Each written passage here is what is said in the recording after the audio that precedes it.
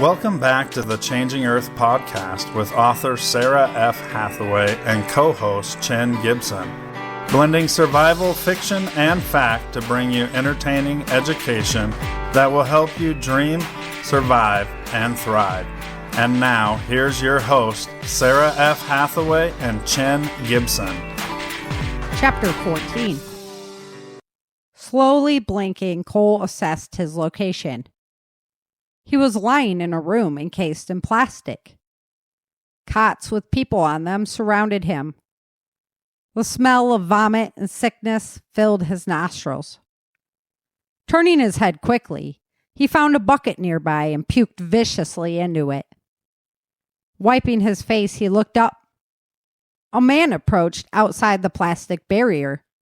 He motioned for Cole to approach. Cole slowly lifted himself from the bed. His legs felt unsure of themselves and his body ached. His face was obscured, but Cole recognized Dr. Earl Moore on the other side. "How are you feeling?" "Like shit," Cole replied. "You're lucky to be alive," Earl commented. "You have to spend at least 2 more weeks in there." "I understand." "How many have we lost, Doc?"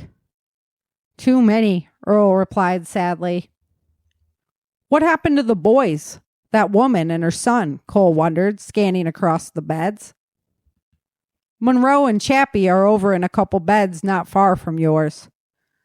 The woman is over there on the left. She just got off the IV. Her son didn't get the sick. He's over at the orphanage," Earl explained. "And what about Higgs?" Cole inquired. Earl remained silent and shook his head negatively. "Oh, no," Cole exclaimed, saddened by the news. "Some recover, and some don't, Major." "Do you think you could do me a favor?" Earl wondered. "I can try," Cole affirmed. "I'm going to put water in the doorway. Do you have enough energy to take it around?" "I think I can do that," Cole replied.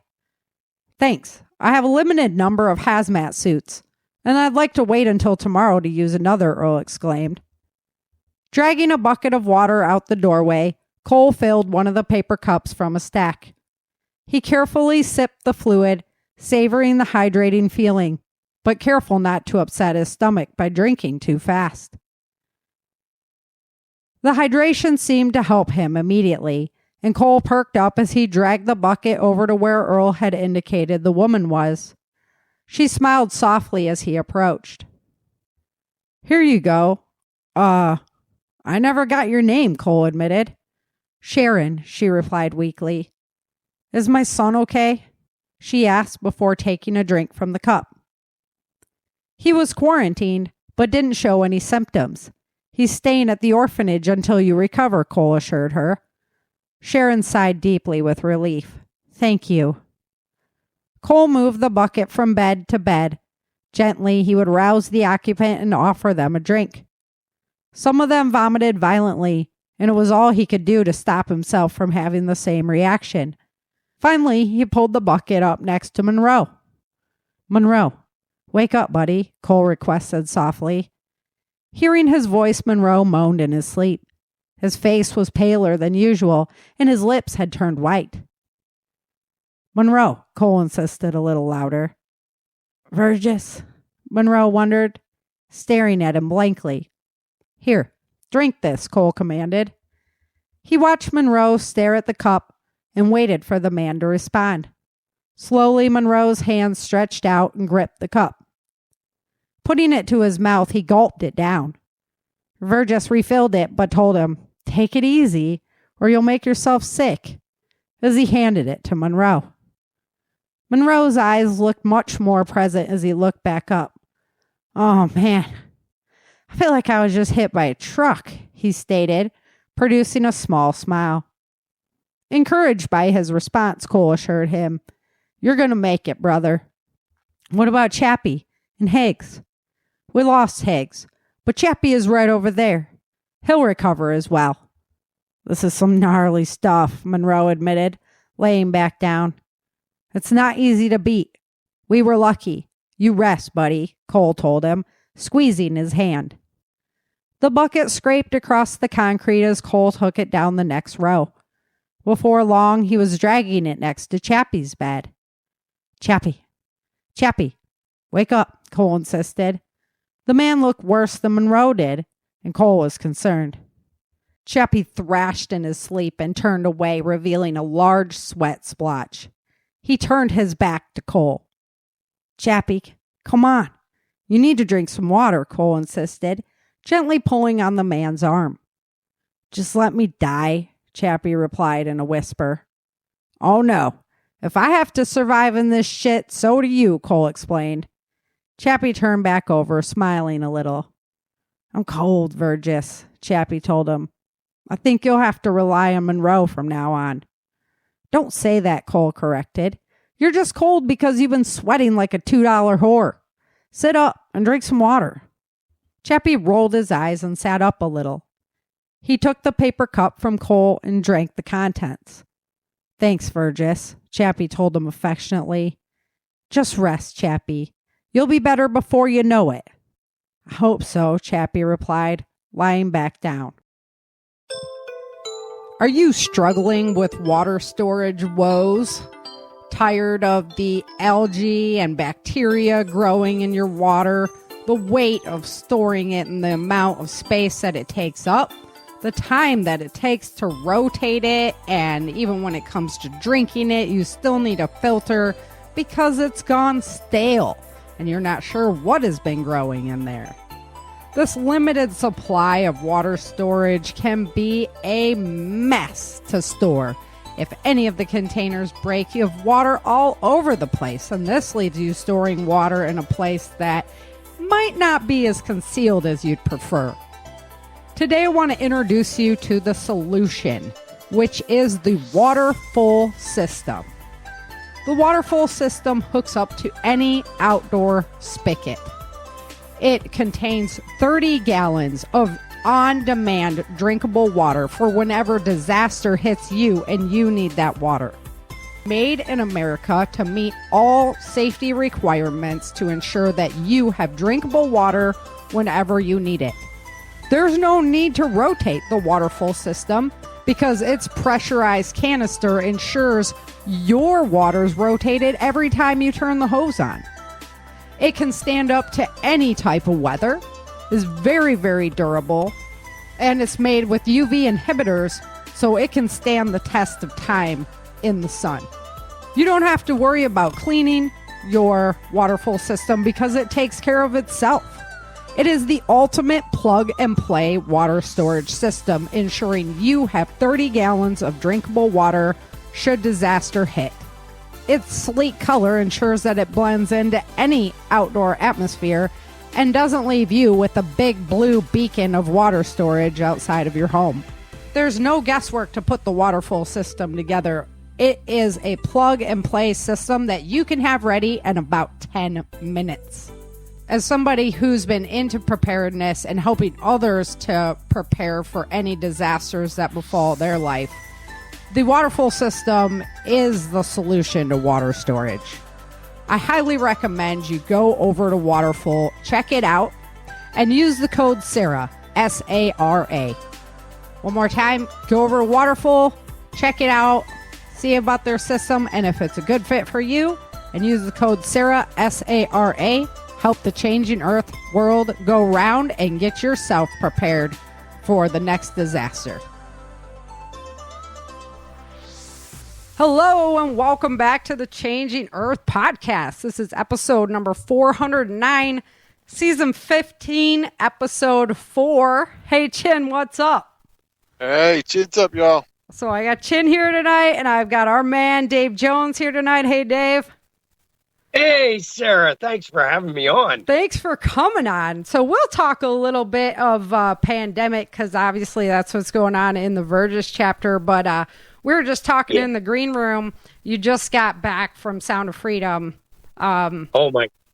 Everybody in the sound of my voice needs to go see that in a cinema, and we need to send Hollywood a message that this is the type of movie we want to see. You know, it beat Tom Cruise. Yeah, Mission Impossible. Yeah. Yes, sir. It sure did. I went Now this came out over the 4th of July weekend. Yep.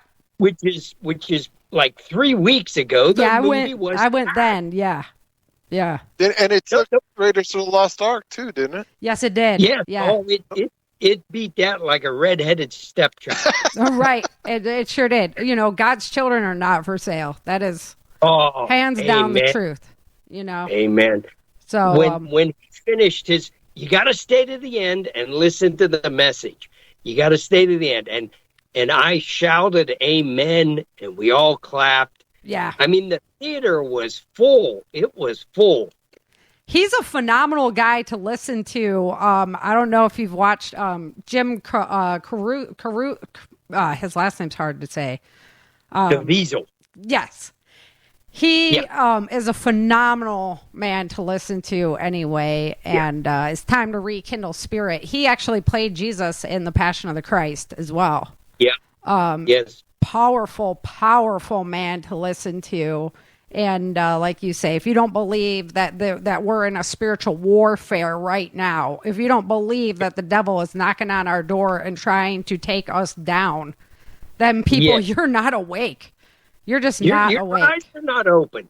Yeah. I mean, Disney, the thing that the company that built their business on children, turned this movie down. Right. This movie was made 5 years ago, and everybody passed on it. Yeah. And Angel Studios did some kind of a thing where they got the rights to release it. It was released in a limited number of theaters, okay?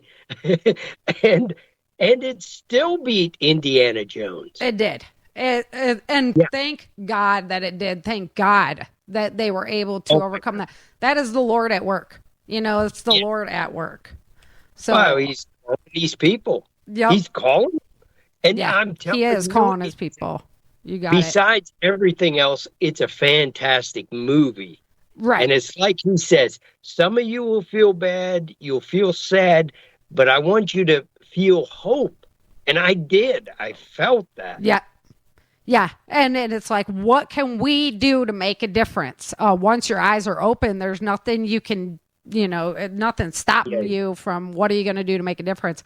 And that's why I was telling you, I had started studying Tim Ballard and learning about the human trafficking years ago, like 5 years ago. And that's really where Swenson came from, and knowing that what happens with socialism, what happens with communism, is that the slave trade, the human trafficking and all that just gets worse and worse and worse. And that's why I wrote the Central Region into my novel series the way I did, why I focused out on the human trafficking the way I did, because I wanted to be able to pull attention to that years ago. And now to see this movie come out, I was just like, yes, let's keep going with the message. Let's open people's eyes up. Because I always believe you learn best through fiction. You can have somebody sit there and yap, statistics and whatnot at you all day long.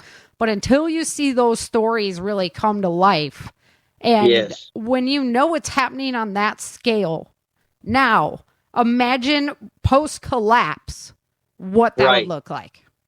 Well, and that's why I never made the connection between what you're saying and your story, because I just figured, in a world-ending event, there's going to be slaves and there's going to be masters. Yeah, absolutely. Yep. But it's that way now.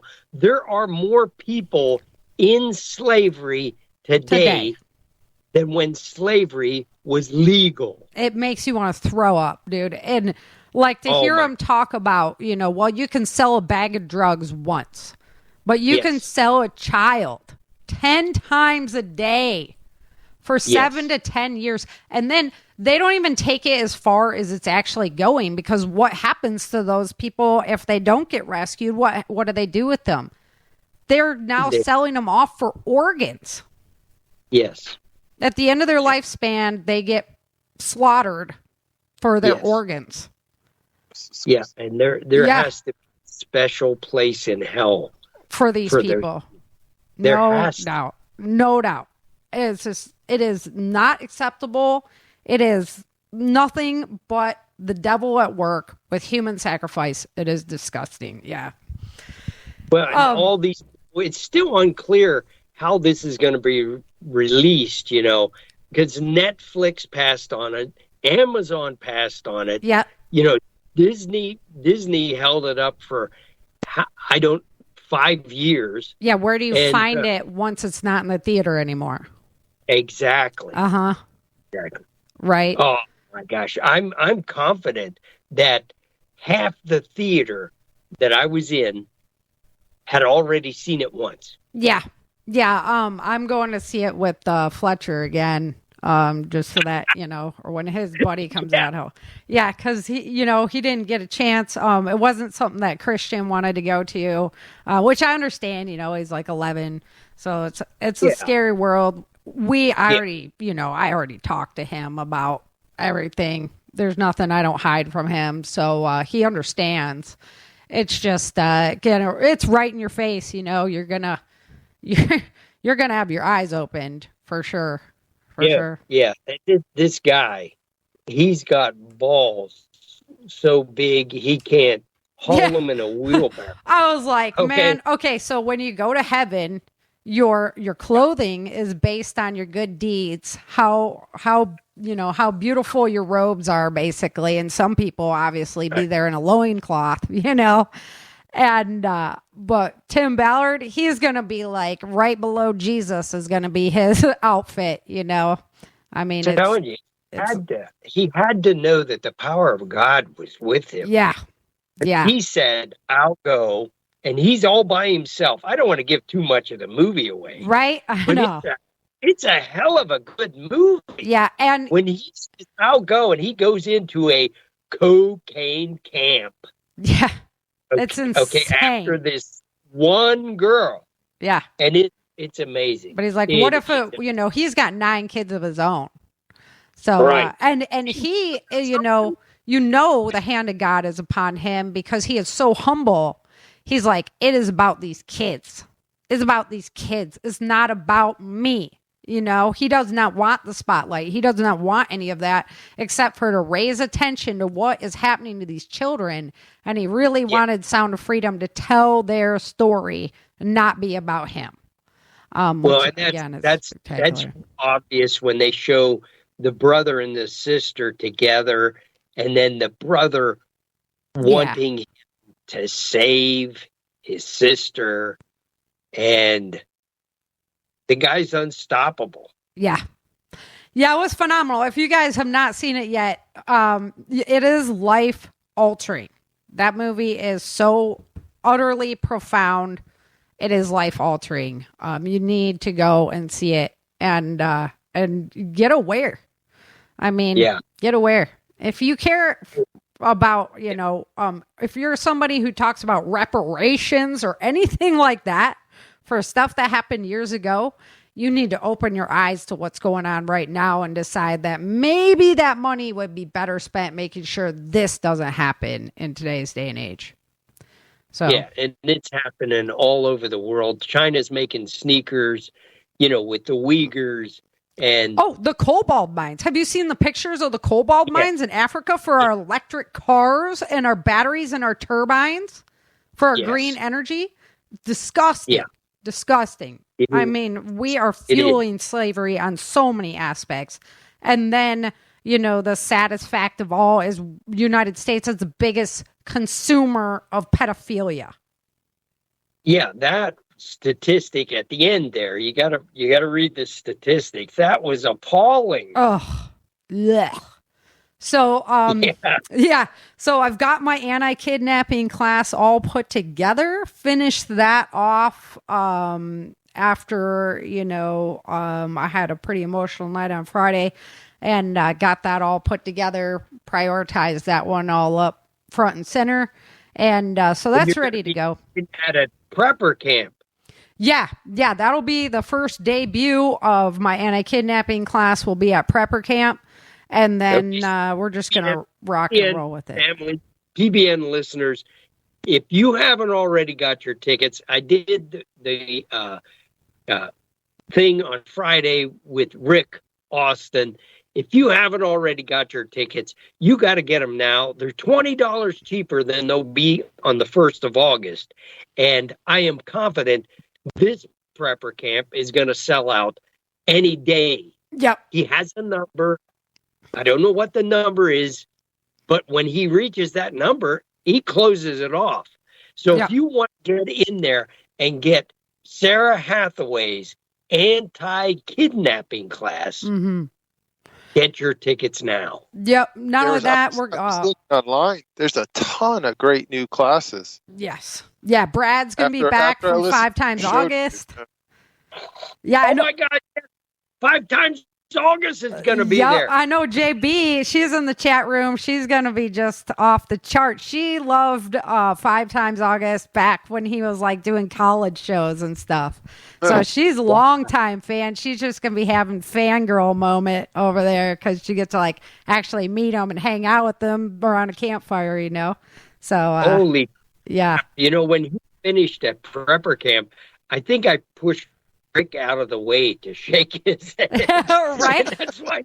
So it was Saturday. I was so tired. The first thing I ever said to Brad was, "I'm sorry, I'm so tired. I have to go get some food."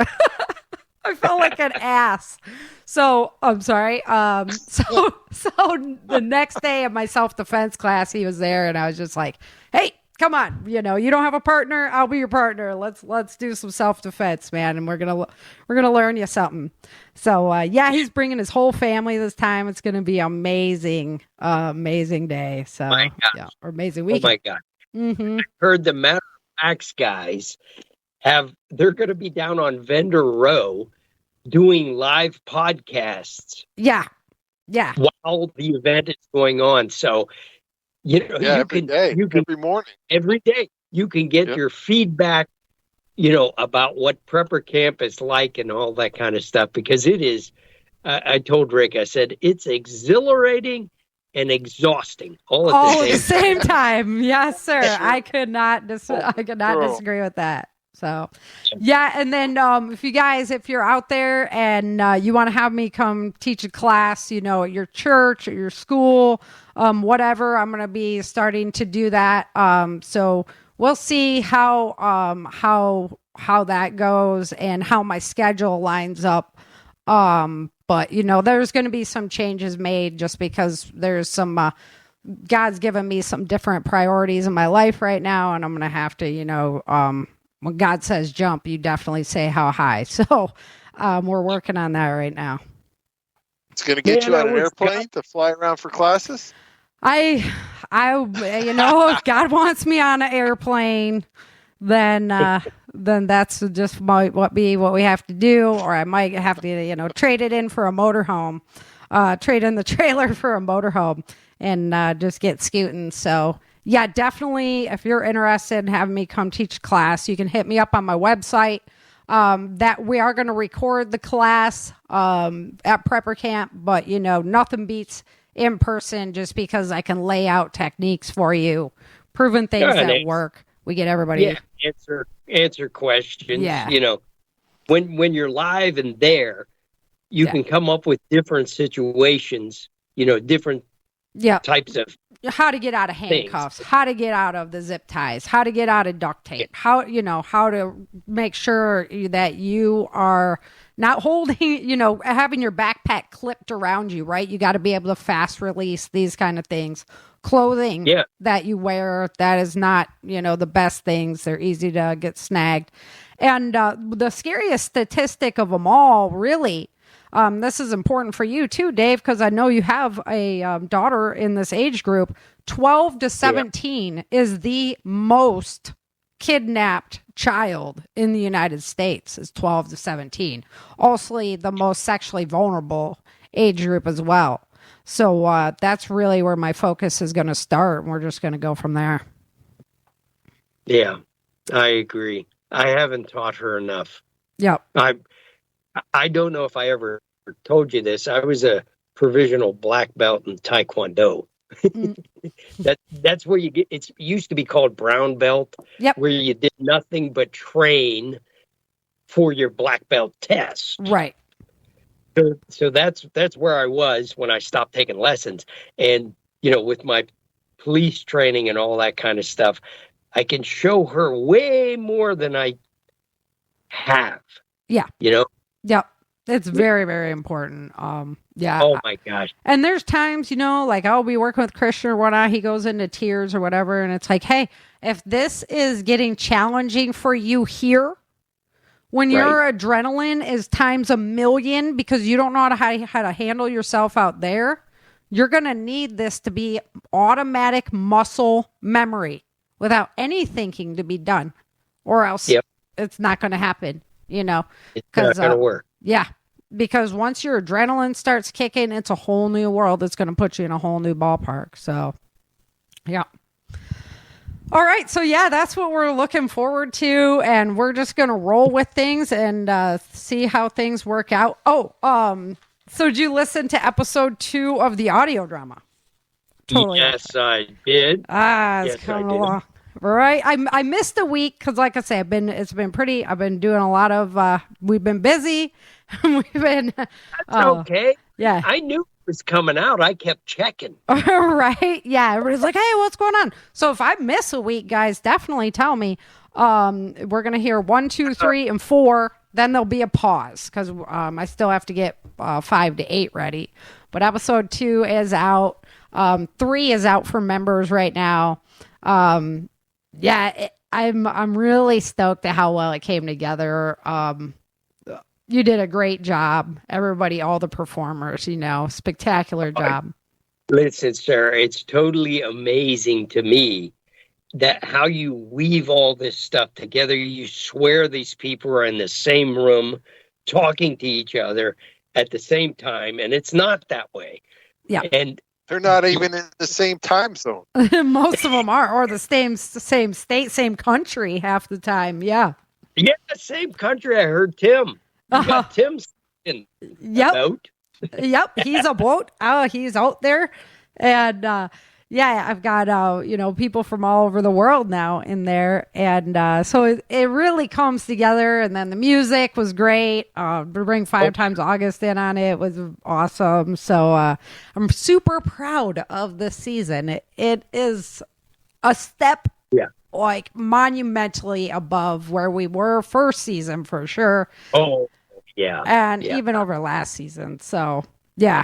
And last season was very good, but this season is like off the chart. So, yeah. So check that out, guys. If you haven't seen it yet, definitely worth it. It's on Prepper Broadcasting Network, but it also has its own podcast, the Changing Earth Audio Drama Podcast. So, it's over there. All right, well, okay, on Virgis this week, we have major pandemic going, and you're the guy for the pandemic. Honestly, I'm like, pandemic is the worst for me, Yeah. Well, so there's some things that will happen, just because of the collapse. So you're going to get outbreaks, cholera, typhus, things like that, because you have undrinkable water, and people don't know. So that's going to happen no matter what.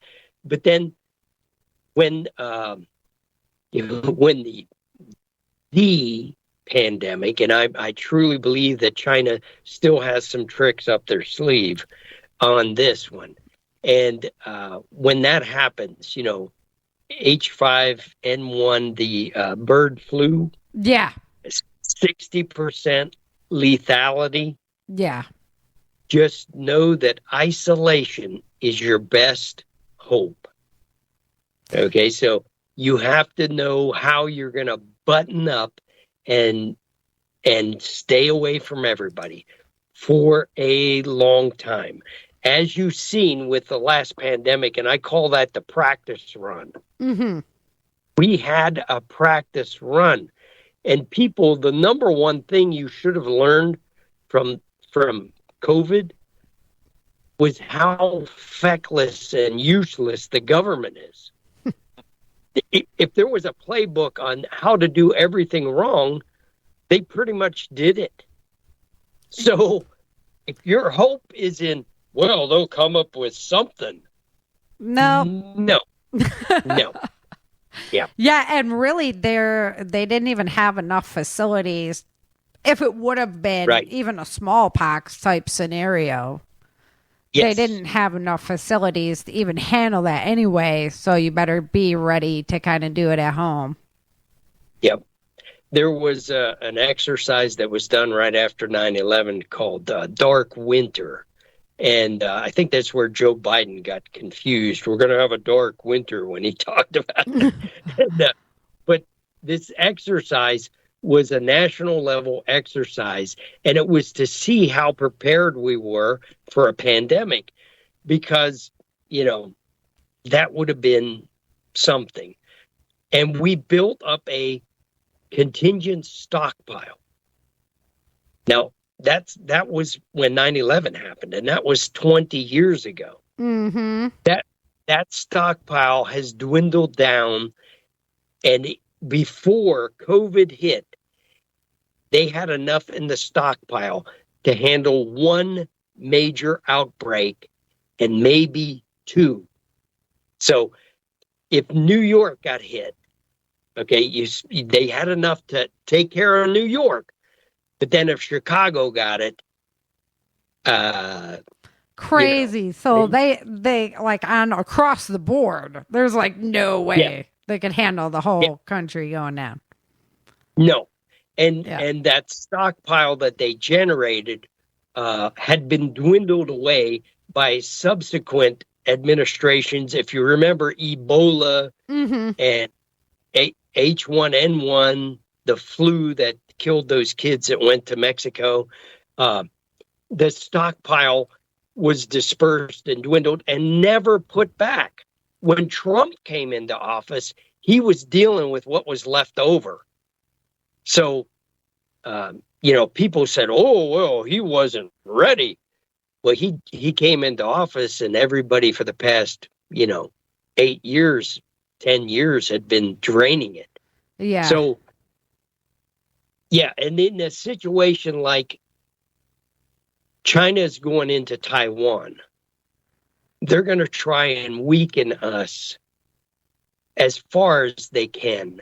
So I fully expect them to release whatever's next. Right. I mean, it makes sense. The only problem that I would see is be careful once you open the box, because then you're kind of vulnerable for it too. So, but I've seen numbers on China's population. They grossly underestimated how much population they actually have, and that most of their population is very much aging. So, and they were doing the one child law for days. So as far as working individuals that, that they have as a labor pool even is so dwindled because they pursued those types of, policies, that really it's cheaper to get stuff built in China or in Mexico now, or in Central America, because that's where your labor pool is, and it's not really in China anymore. So when you're kind of desperate, situation backed against the wall, why wouldn't you deploy everything you have, to keep yourself in power, kind of deal? Yeah. And I have to impress upon the listeners that the next World War, which we are on the cusp of, okay, I don't think anybody can argue that, is not going to be, sadly, it's not going to be anything like the last World War, because it was hard to fly over oceans. It was difficult. They did not have air refueling back then. Right. Now everything on the globe is within target range. So if people think that the Atlantic or the Pacific are going to isolate us like it did in World War II, they're sadly mistaken, because it's only a temporary obstacle for most technologically advanced armies these days. And I fully expect World War III will show, how vulnerable everything is. Everything. I chuckle because, a few well-placed shots in some transformer nodes in the electric grid will take the electric grid down. You don't have to get highly technical. That's what I always say too. Like, okay, whether it comes from the sun or it comes from man, and then where are most of those transformers made? Right. I was listening to a story about the cranes that unload ships at ports. Yeah. I think a lot of them were coming from China, and that they could. What was that virus that did the Iranian nuclear lab, right? That blew it up because it made it spin out of control. Yeah. Well, they could do a similar thing with the cranes. So then the cranes will go out of control and topple ships and all this other stuff. So like they don't even have to worry about sorties coming across the ocean. They can do all this crazy like computer networking stuff just to cripple us. And there goes your whole supply chain. Exactly. Yeah. Right. Yeah. And everything is on the table. There's nothing. Exactly. Yeah, that's what I'm saying. Exactly. There's nothing that is going to be untouchable. And when you think about trying to mobilize force to counteract whatever China has planned, they're going to go into Taiwan. They're going to do that. So if our troops aren't there and aren't ready and aren't equipped right now, how are we going to get them there? Okay, and now we already got Ukraine going on, and then the Middle East is lighting up again. We decided we're going back in after we left everything there and left. Yeah. We're going to go back now and fight our own weapons or something intelligent like that. And then, so you're getting into classic, I'm sorry to put it this way, but we pretty much are Germany from World War II. We've been doing, as the American people, we've been duped the same way that the Germans were. I'm sorry, but when you do the research, it's really evident.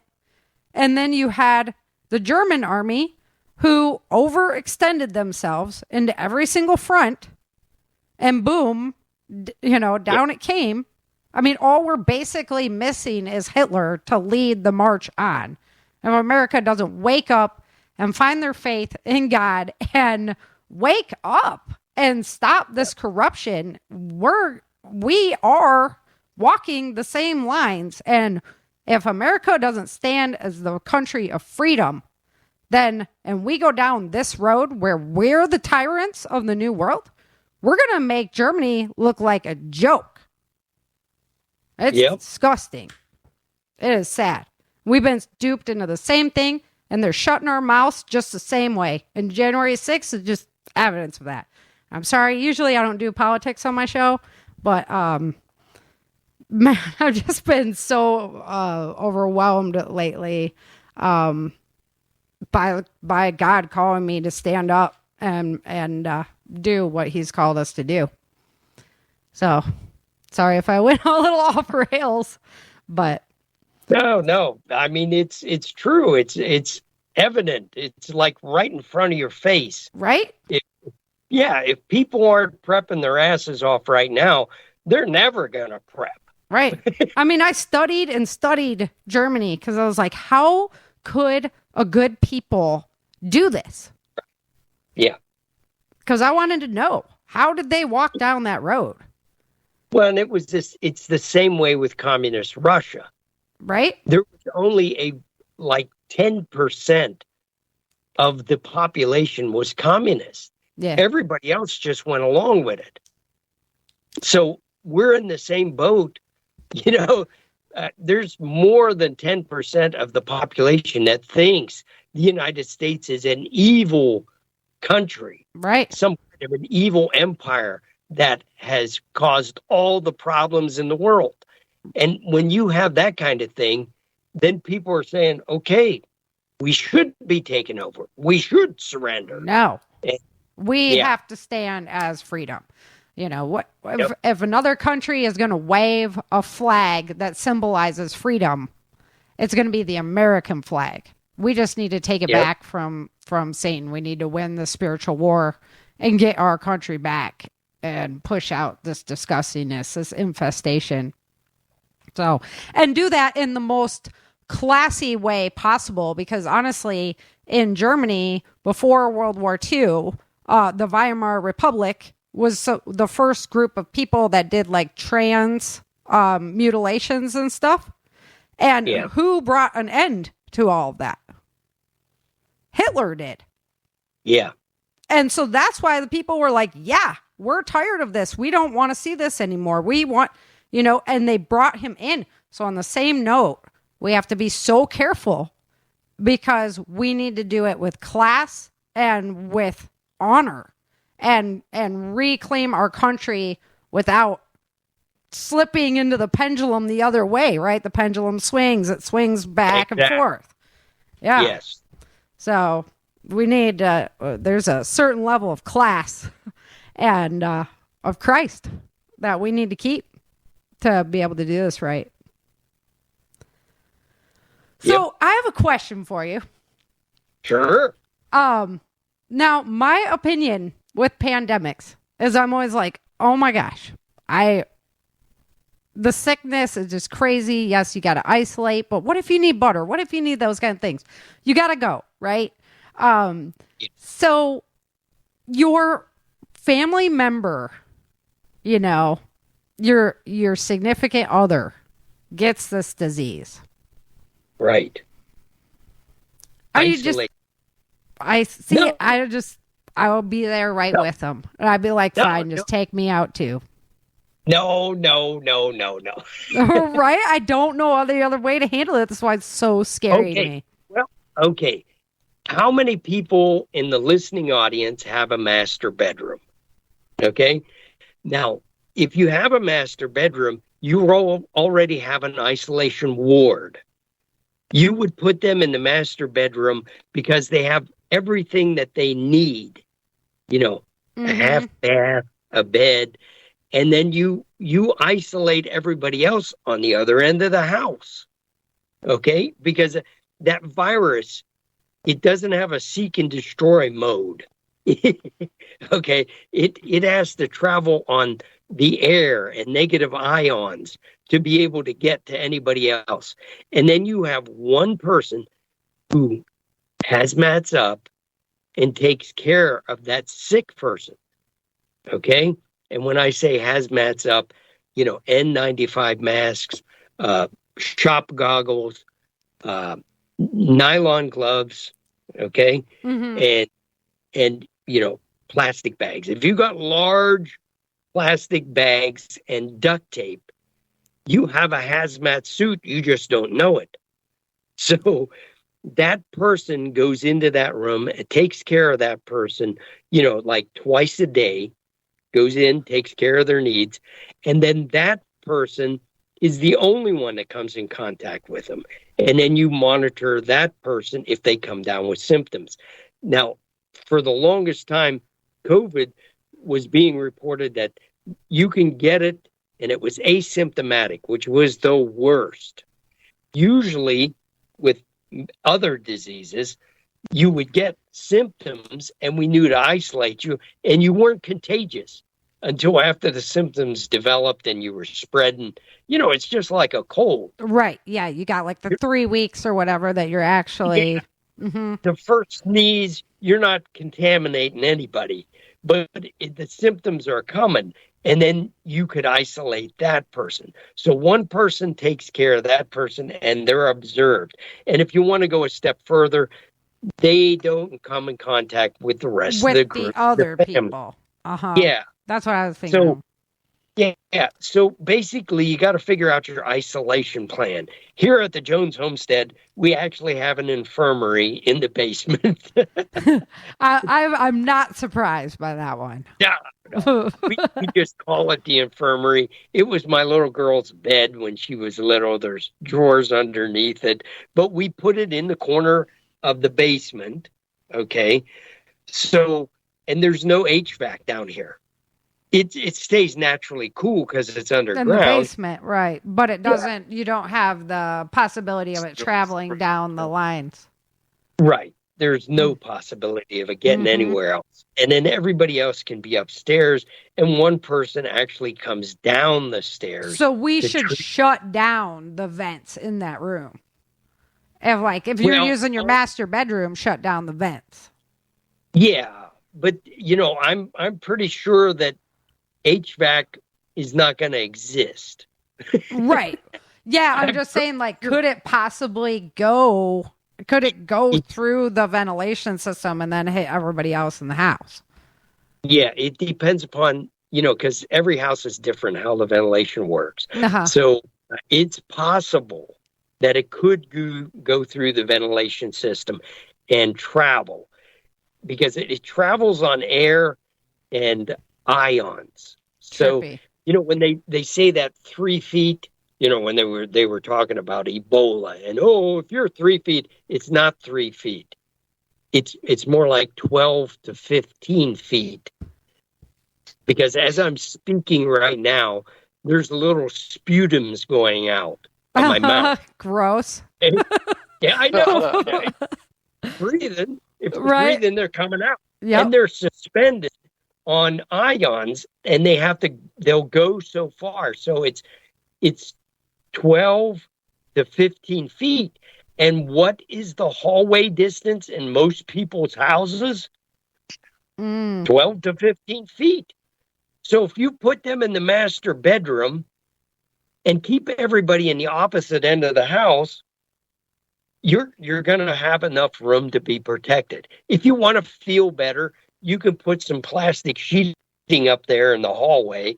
But really, all that plastic sheeting does is just signal to the person that's going to take care of them to take their clothes off. Create that visual barrier for yourself. Yeah. Exactly. And then they would take that off and then bag it up and destroy it. Okay, in case they got some on there. Burn it. You could bury it. Okay, but so that's basically it. And right now, I chuckle because I'm stocking up. When after the hand COVID, sanitizer, and all that. Exactly. As long as it's sealed up and the alcohol in it doesn't evaporate, it's going to be good for a long, long time. And I mean, it was dirt cheap after COVID went through. Everybody was making it. Right. And they had tons of it. Yeah. Also, N95 masks. You couldn't get them before. Yep. Now they're all over the place. All that stuff is in clearance bins now. Yeah. Yeah, exactly. It's true. And really, the Tyvek suits and all that, they have an expiration date on it, but I don't know why that is, because I have a whole bag of them in my closet. I'm going to just leave them there till forever, Yeah, so. I mean, unless the heat gets to them and the folds where they're folded up, deteriorate point where there's a hole in it. Fair enough. They're not going to go bad. Yeah. I think the expiration date they put on there is just to get you to buy more. Or just cover their own errors if something were to happen. They're like, oh, well, it's past the expiration date. We told you, Yeah. So. Dave, do you still have, so your class was really, really cool actually on the pandemic stuff. Do you do like do you have a downloadable version? Like they can listen, obviously wouldn't be live, but they can listen to the... Well, now that you say that, yes. Right? So go ahead and share that with the audience. Because guys, honestly, pandemic is something that I was like so freaked out about and so like, just whatever, I'm just going to die then. Honestly, that I didn't really even go there. And your class was really, really cool. And it gave me one of my sayings that I absolutely live on, which is, when are you going to wake up tomorrow? And it was yesterday was your last day to prepare. I mean, it always just freaks me out, but it's so true. So that's why it's, live each day for today. But great class. So go ahead and share with everybody where they can get that, because we did a lot of BS and about a lot of other stuff, and we got to jump into the Changing Earth news now. But you have the info, so let's get them over there. Okay, so I did a 3-hour class, and I recorded the whole thing. And I had probably 20, 25 people in the class, and you can actually see that entire class at nbcguy.com. So I will do another live class if I get enough people to respond. Mm-hmm. I did an ad on Facebook. What a mistake. Oh, yeah. What a mistake. Mess. So I didn't get any leads from it, and all I got was a bunch of haters. And so... go figure. Yeah. Facebook. Yeah. You should try MeWe. You probably have you probably have a much better turnout on MeWe. I will try that. Mm-hmm. So anybody can see that last class that I did, and like I said, it's 3 hours long, but you can pause it. Get your popcorn, get the whole family, get around the computer or the TV, whatever you're going to watch it. Get your whole prepper group there. Mm-hmm. Yeah. If you have any questions after you see the presentation, you can email me, nbcguy@protonmail.com, and I'll be happy to answer. Perfect. Yeah. We should go ahead and put that up if you can, Chin. That would be awesome on the live chat. Do a link over for me because you love me, and that would be great. nbcguy.com. That's my job. Yeah, perfect. Yeah. All right, Dave, you going to stick around for the Changing Earth news, or are you going to jump out? What are you going to do? Got to jump out because the warden came and got me. All right. Sounds good. Yeah. We're just going to rip through some Changing Earth news real quick. We have some goodies to share, and then we're going to sign off ourselves. Okay. Well, thanks, Sarah. Thanks for having me. Thanks for coming on, Dave. Like, when I was like, oh, pandemic. Okay, call Dave. Definitely the guy for the mission. Our in-house expert. Yeah, exactly. And then so glad that you got a chance to see the Sound of Freedom, and you're sharing the word on that because it's so important. So, amen. I'm going to do a daily audio. Perfect. Thank you. Perfect. All right. Thanks for coming, Dave. Yep. We'll see you. Take care. All right. You too. All right, let's go ahead and jump into some Changing Earth news.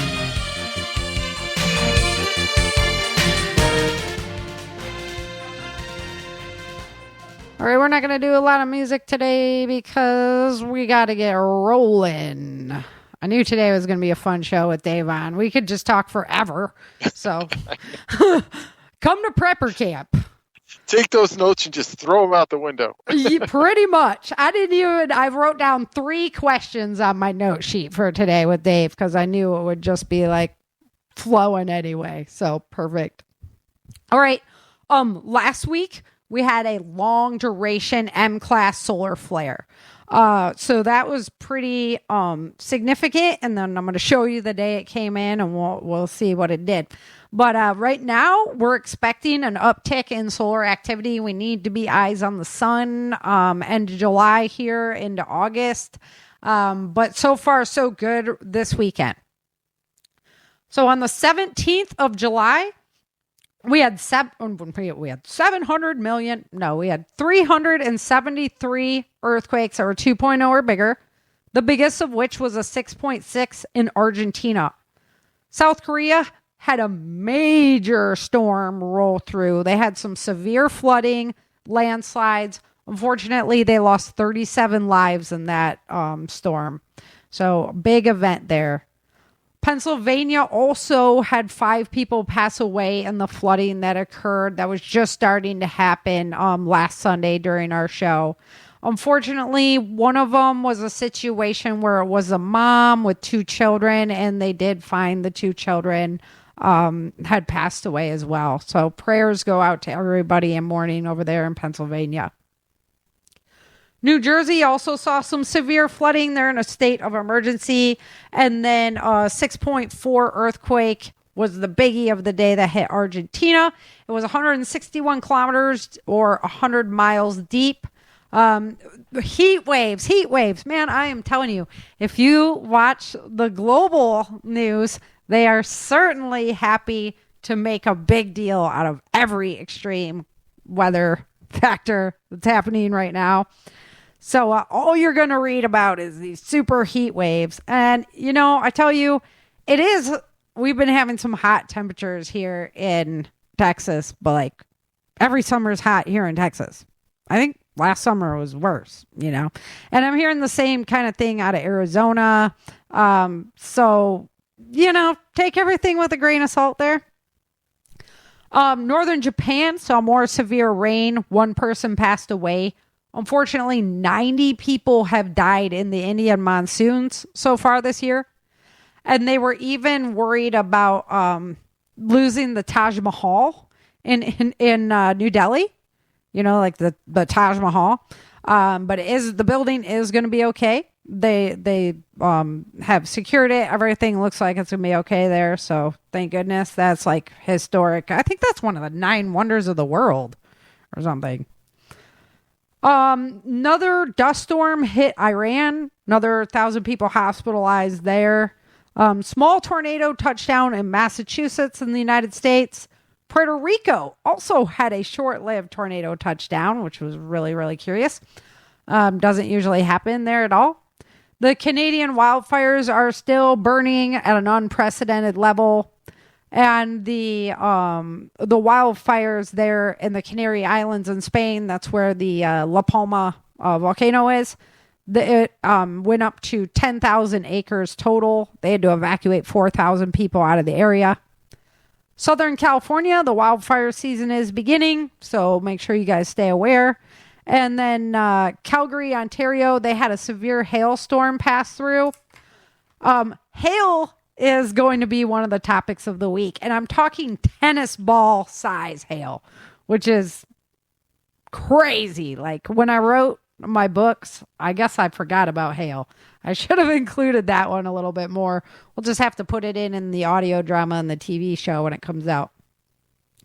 So this massive size hail hit Oklahoma, hit Iowa, hit Nebraska, hit Wisconsin on the 17th. So just spotted storms coming up, not like a blanket situation, just like these pop-up storms that they just pop up and dump real quick. On the 18th of July, there was 331 earthquakes that were 2.0 or bigger, the biggest of which was a 5.6 in the North Pacific Ocean.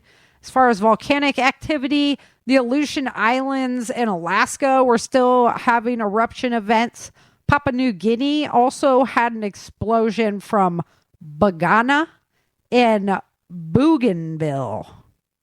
Iceland saw a new round of eruptions. They actually had a really big collapse of one of the walls of their volcano that's erupting there. I'm not even going to try to say the name, but it was a really spectacular event. And then Mount Abaco by Tokyo in Japan triggered ash warnings for the city of Tokyo. So that's always noteworthy. We saw flooding in Connecticut in the United States, in New Hampshire and Vermont. And they've been having some serious flooding over there. So eyes on that situation. We also saw a big storm come through St. Louis. They had the biggest hail there they've seen in over 50 years. Also, Tulsa and East Oklahoma were also hit with hail events. Near the Greek capital of Athens, they had a major wildfire breakout. They were evacuating people from the area. And then in Bisht and Valais, Switzerland, they also had a major wildfire event. I had to be real careful about how I say that name.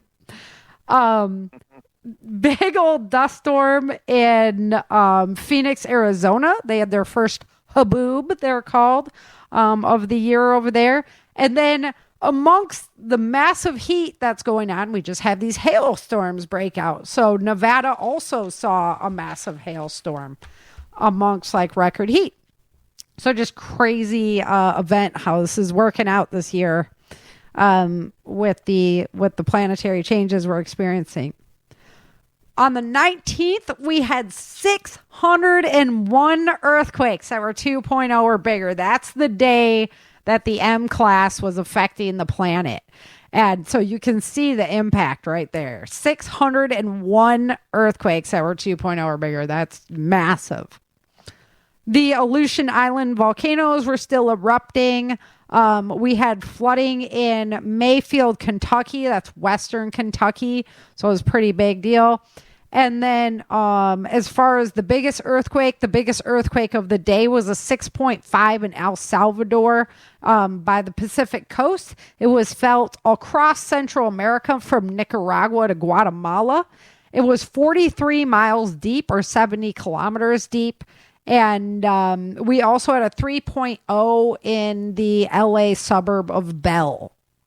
Missouri saw record size hail on the 19th, and Rapid City, South Dakota was also hit with tennis ball size hail on the 19th.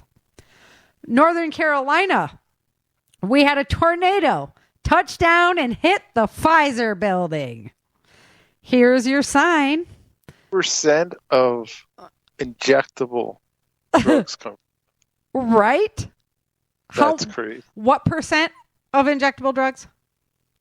30%. 30%. Here's your sign. Don't piss the Lord off. So, no, I'm praying for anybody who was injured or anything. You know, it's just kind of ironic there. So anyway, Italy, they're also having a really bad drought there. Really high heat. It's threatening the grape production. Their crops, and the quality of the grape is just really far down. On the 20th, there was 371 earthquakes that were 2.0 or bigger, the biggest of which was a 5.1 in the Molucca Sea. We had massive hail storms in Minnesota and Wisconsin on the 20th. Damage to businesses and homes. There was actually a Walmart where it was hailing inside the Walmart because it was just coming straight through the roof. Yeah, it was pretty crazy to watch. So, yeah, watch out when you're in Walmart and it's hailing outside. There was an earthquake just south of San Antonio in Pleasanton. There was a 3.9, a 3.2, and a 2.6. So just kind of a weird area to be having them break out in Texas like that. And then a 5.1 in central Nevada. Oh, you got to look this up too. Oh no, I put it on the live chat already. So there was a giant oarfish. Oh, yeah. This fish is trippy, guys. You got to look at it on the live chat. It is 6 foot big, and the divers saw it off the coast of Taiwan. And it is seen as a omen of bad disaster impending. So that's just wonderful. And the reason is because it lives so deep in the water. So to see one up that high where you can actually see it, there's some weird stuff going on. So it's usually why it's seen as an omen of disaster. It's a crazy, trippy looking fish. So if you're not part of the live chat, look up the giant oarfish. And if you're in the live chat, check out that picture. It's good. It's trippy. Bosnia, Croatia, and Serbia were hit with a severe storm, left 6 people dead in that storm. They had massive amounts of damage to clean up. Flooding hit western Kentucky and eastern Tennessee as well. Western Kentucky got hit pretty darn good by some flooding. And then Tropical Storm Calvin also went by Hawaii and left a little flooding situation there as well. Not nearly as bad as what's been happening in the Midwest, though. On the 21st of July, there was 321 earthquakes that were 2.0 or bigger, biggest of which was a 5.5 in the South Pacific Ocean near Tongapu. There was tennis ball size hail that came and hit Italy and Spain. Italy is the same area where the drought was. They actually had rivers basically of ice going down their roads there, which was pretty trippy to see from just going from, drought and hot weather to now you have ice going down the road. In Idaho and Chalice, they had a little 50-acre fire that exploded into a 3,500-acre fire.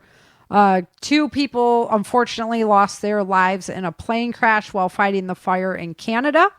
The hailstorm moved into Detroit, Michigan, where they had tennis ball hails coming down. You know, if cars are at dealerships and stuff like that, they just got wiped out.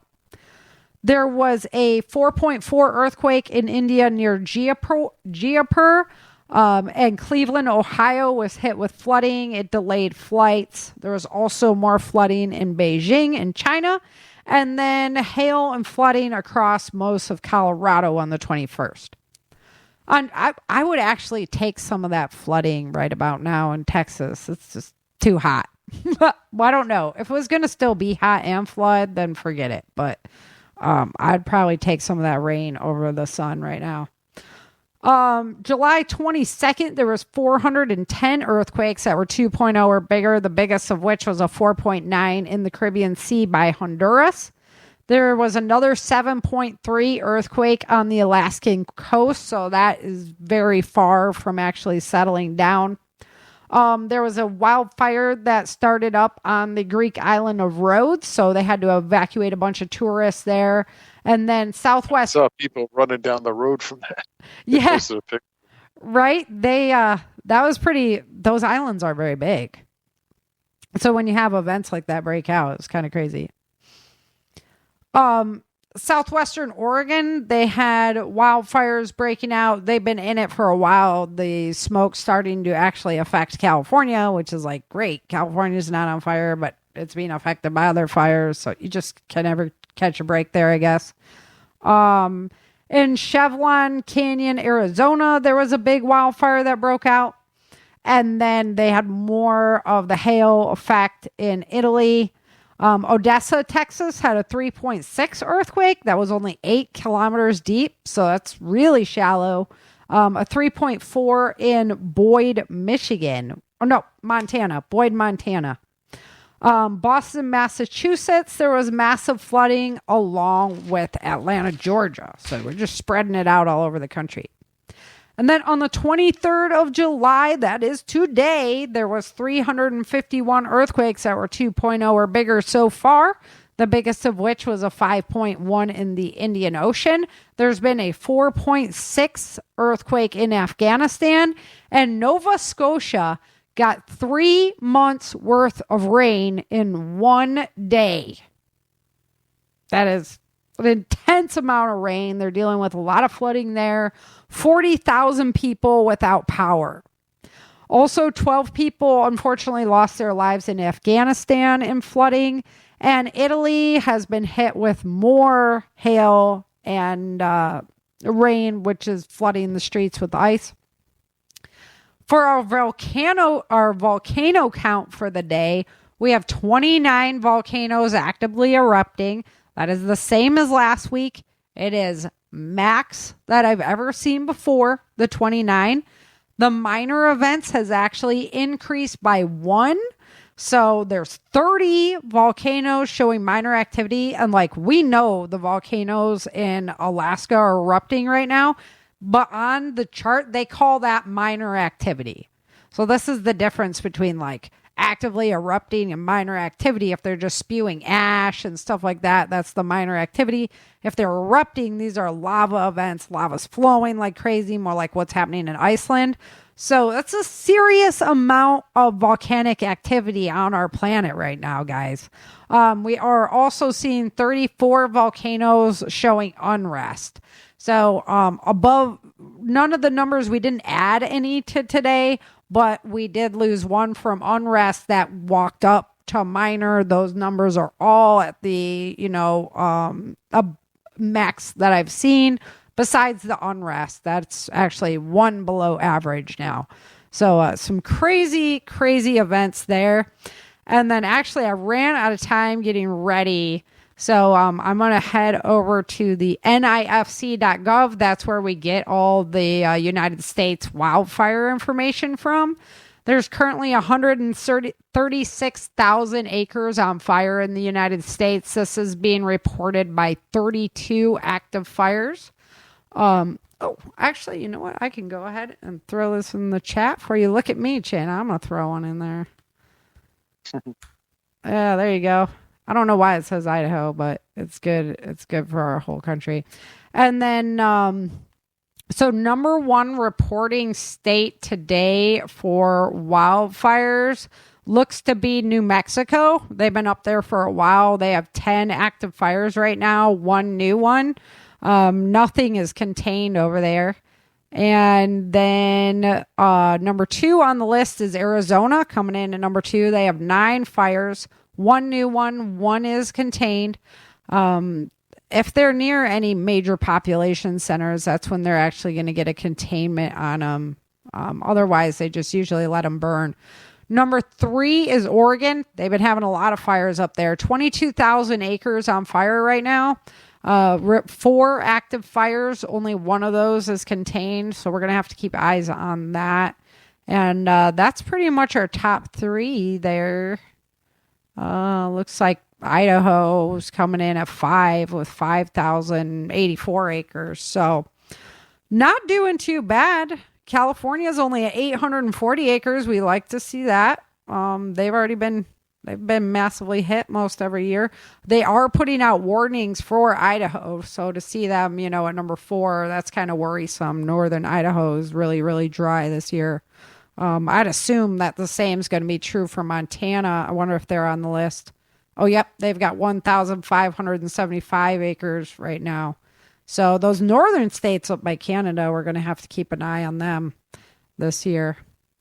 But, yeah. And then Greece and Italy, Spain, they've been getting really, really hot weather. So that's why they're really concerned about the wildfire risks over there as well. Alrighty. Well, I hope you guys enjoyed the show today. It was pretty action-packed show today. We went in directions I wasn't expecting to go at all today. It's always interesting to get Dave on the show. Yeah, he pulls it out of me, I tell you. I try to stay all nice and calm and collected, and Dave just can get me pretty fired up. So, all right, guys, head on over changingearthseries.com. We're going to have the next season 3, episode 3 coming out this week. For the members, you're getting episode 4 today, this week. So I tried to do a little climax, on the last, because I'm putting them out in the 4 blocks.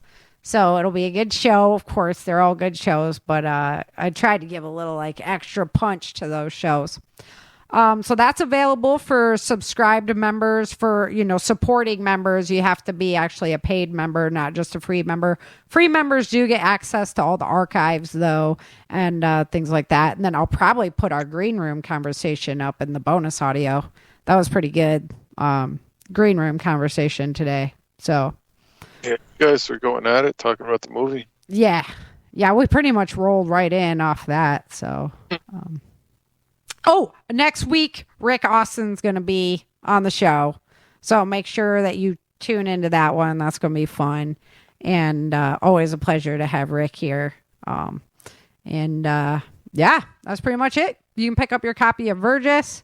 I'm just probably going to bring yours out to you now. I've been lagging on it so much. I'll just bring you out one when I come out for prepper camp. So. Yeah, I've been reading it on my tablet. No worries. Right? Yeah, so I'll just bring you your signed copy when I come out for prepper camp. So, all right, guys. Hope you enjoyed the show. Come join us next week. And until next time, remember, dream, survive, thrive. Thank you for joining Sarah and Chen for this episode of the Changing Earth podcast. Don't forget to pick up your copy of Day After Disaster, Without Land, The Walls of Freedom, Battle for the South, Dark Days in Denver, and The Endless Night at www.authorSarahFHathaway.com. If you love the Changing Earth series and podcast, become a supporter while you're there.